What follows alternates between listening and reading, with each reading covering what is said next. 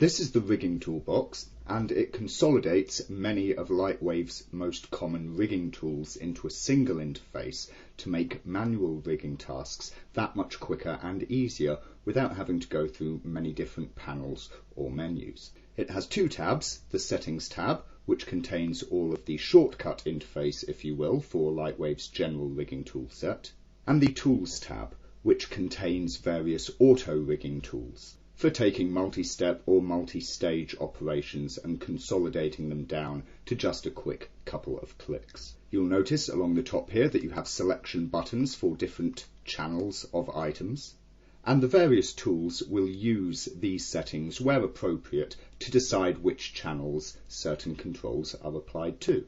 To see all of this in action and how it works, let's take a look at these mainline tools in the panel here. First of all, we'll look at the assignment tools here. These allow you to assign all of Lightwave's standard different motion control or rig assignments simply by selecting items in the interface, either directly in the viewport or via things such as the scene editor or the schematic editor, or pretty much anywhere else that you make a selection. You'll notice that you have these Store and Get Assignee buttons. These are used to get you around the fact that you can't make cross selections in Lightwave. It is, for instance, impossible to select both the light and camera at the same time. So let's start out with just a simple parenting example. You can see here that I have a null, light and camera. If I choose, say, the camera, Store Assignee, I click on.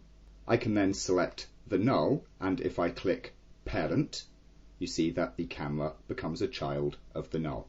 In this way, the assignee which you store is the thing that will get the appropriate assignment here added to it from the secondary selection. So let's say that I have two lights, for instance. I'll just clone my light there. I can select them both because this works with multiple assignments. I can store assignee, choose perhaps the camera, and click Target. And we see now that both of these lights have been set to target the camera. We'll just set everything there. For the moment, we'll just set everything back to normal, so nothing is assigned to anything.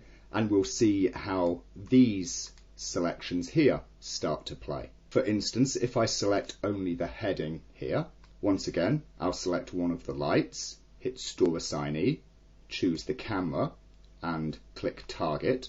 And what we see happens in this instance is that whilst the light is targeted on its heading channel, it is not targeted on its pitch. Reason being that we only have the heading selected here. You'll notice if I have everything selected, and we take for instance this light, we will Store Assignee, come back to, let's say, the null this time, and hit Pole. Then what we see is that of course the null has become the pole item here for the light. But even though we had everything selected, position, rotation and scale, because pole only makes any sense for the bank controller, you can see that of course it has only been set on the bank. There was no need for us to deselect everything but the bank. In this way, you can see that in certain contexts, these channel selections make a difference to the tool, and in others they do not. For instance, if I come back to this light here again, I'm going to have just the X and Y selected, Store Assignee, come to the null, and I will choose Pos Item. What we see is that the light has been constrained to the null in the X and Y channels, but of course not in the Z. And of course, whilst it has picked up the null as the position item, it has not picked it as the rotation item. To do that, we would use the rotation item assignment, scale item assignment, and so on. So like this, you can assign parents, targets, poles, goals, and so forth. You can also change a control method here via the control drop-down, which is basically the same as the channel control drop-downs that you have ordinarily on the motion options panel. Of course, like the other tools, this obeys the selection there. So if I chose pitch and perhaps chose inverse kinematics, then we can see when we look at the light's motion options here that the pitch controller has there been set to inverse kinematics. Of course, if you're wanting to undo things like this, then you can select all of the channels, go to keyframes, and your items are set back just to keyframe operation on all of their channels like this. The Get Assignee button here works a little differently, but it's a very useful thing to have, and it's most easily demonstrated on a character rig or similar as we have here.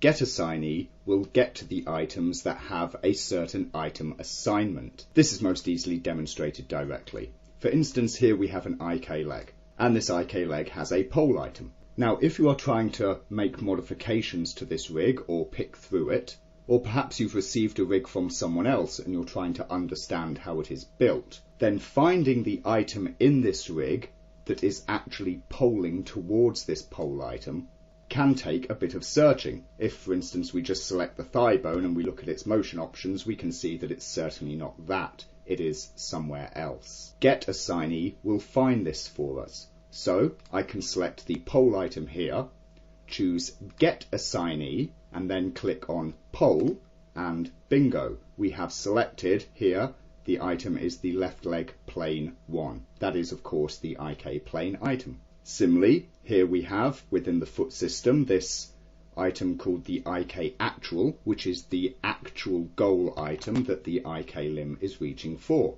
I can click Get Assignee, Goal, and it picks, in this case, the ankle bone itself, which is the item which, as we can see in the motion options here, has that item set as its goal object. Do notice that it works specifically this way around.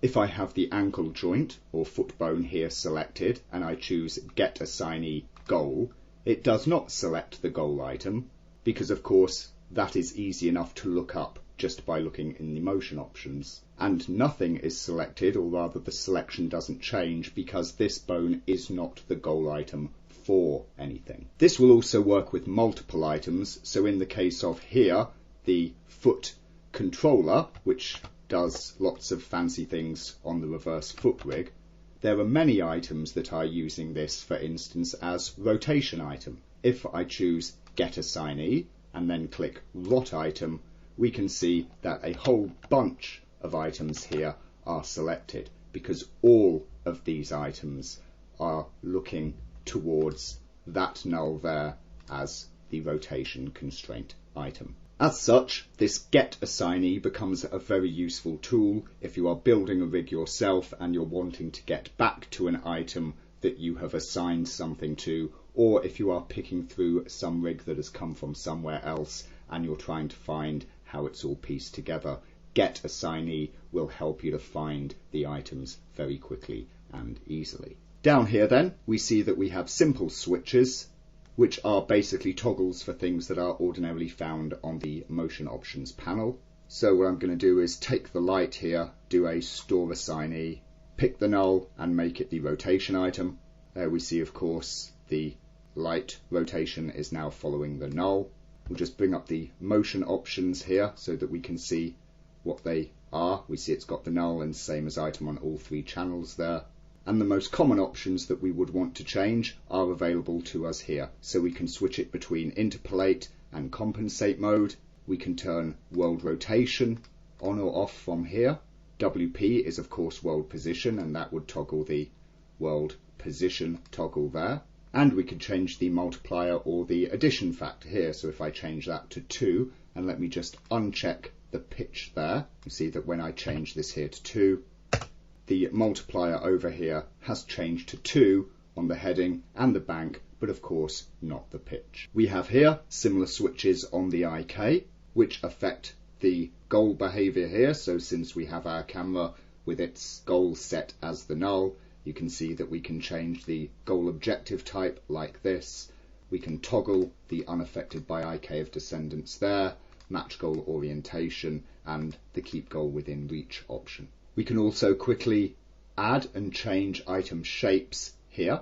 Of course, item shapes go on nulls, not cameras or lights. So I could put a item shape box there onto my null, change its size, perhaps use a pyramid, of course change the axis on which it is drawn, change the fill display, make it X-ray, whereby it can be seen through mesh items, and draw to, which comes back to the assignee. So if I choose the camera here, choose Store Assignee, come back to my null and click Draw To, the null now draws a line to the camera.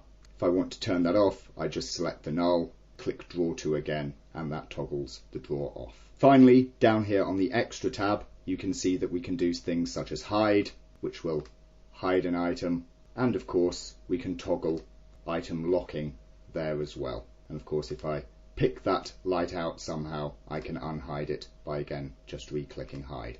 As such, this whole main section here of the Settings tab gives you quick and easy access to all of the main rigging tools and settings that you would normally access either through the scene editor or the various tabs of the motion options panel, without having to click through multiple tabs or scroll through multiple menus to set things for different channels. All of it can be done much quicker and easier from here. Details of the other tools in the rigging toolbox we shall see in further videos.